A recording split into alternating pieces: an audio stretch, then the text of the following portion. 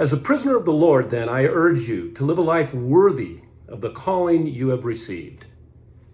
Oh, is the camera on? It is? Sorry about that. You caught me reading one of my favorite all-time verses where Paul exhorts us to live a life worthy of the calling you have received. That's in Ephesians 4. Hi, my name's Dave Schunk. I am the CEO and president of Volunteers of America, Colorado. I'm also a newly commissioned minister for the VOA Ministry of Service, and I am so excited about it. Why, you ask? Well, I'm glad you asked why, because I'm going to tell you.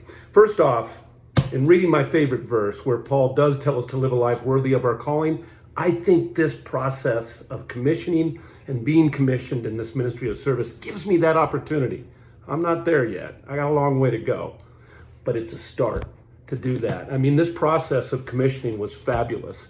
I absolutely loved the reading material. This book is one of my all-time favorite books by Bruce Shelley, who, by the way, is a Denver Seminary guy. What can I say? Go Colorado. Anyway, fascinating book. And what I took away from this during the commissioning process is, you know, mankind, we're kind of idiots.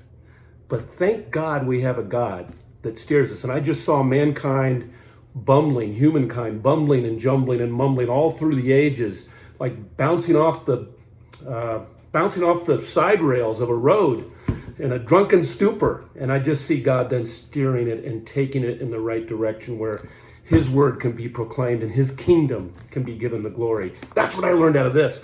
Oh, and then the opportunity to write these essays. These essays were great.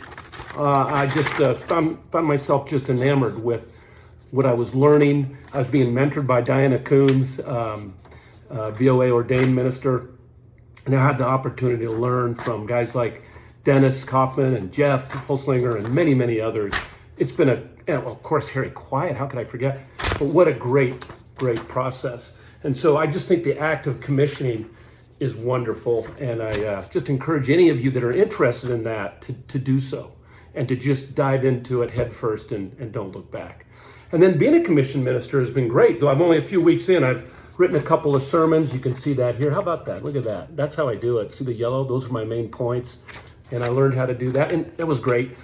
But I just wanted to end by saying this. I've also seen the ministry of service in action. And I saw it forefront and personal when my wife of 35 years just recently took a very bad fall. And at the time we thought it was very serious, and it was very serious. She fell down the side of a cliff, 20 to 30 feet, and massive, head injuries and a broken arm and concussion and so on. And I got to tell you, I saw God's church spring into action. My own home church sprung into action through prayer and support, but the Volunteers of America ministry nationwide did as well. Our local ministry of service, wonderful ministers who I've just come to love and appreciate and I learned from, they were right by my side. They were praying words of encouragement. And even to this day still, they ask me how Kathy's doing. Oh, by the way, she's doing great. And by the grace of God and by the power of prayer and by VOA's support and many others, VOA's ministry of service support, she's good, and now we're getting ready to celebrate the marriage of our daughter to a worthy young man. God is good. And VOA's ministry of service is wonderful. And that's just a little bit about the commissioning process and also about being a commissioned minister. And I'm still a newbie. I call myself a VOA minister light. But this is an exciting adventure. I can't wait to do more. And thank you for letting me be just part of it. And thanks for listening to me. Have a great day. God bless.